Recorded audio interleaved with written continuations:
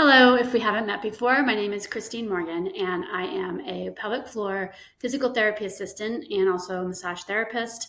And I like to pair pelvic self care with where we are in the lunar calendar. When it comes to the air element of pelvic self care, I think about vulva hygiene and creativity.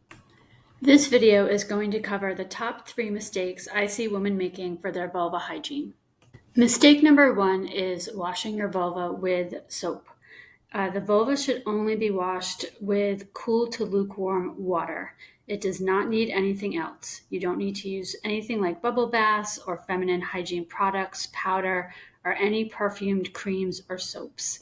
This will irritate the skin. If your skin is already irritated, you could use a lukewarm or cool sitz bath to relieve burning and irritation. Also, avoid getting shampoo on the vulva area. Mistake number 2 that I see is women washing their vulva too much. It is not necessary to wash the vulva every day, and it should not be washed more than once a day. You also should not be washing the vagina. Do not use wipes, deodorants, douches, or other cosmetic and cleaning products. And mistake number 3 is wearing restrictive clothing and wearing panty liners. In general, we recommend that you have your vagina open to the air at least once per day.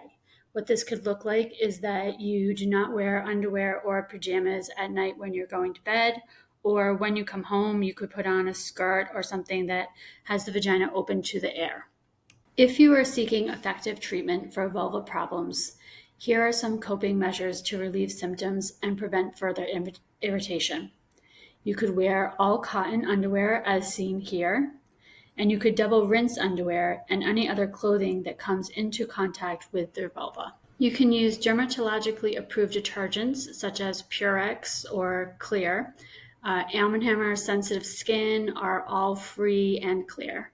And make sure not to use bleach or fabric softener on your undergarments. One of the biggest challenges I see is women with incontinence using panty liners and finding irritation. So one thing I wonder about for them is whether they could use period underwear and change that underwear to control the wetness. I hope these tips are helpful. I'll have a few of the products that I recommend in the description below. And if you have any questions, you can always send me an email or put a comment below.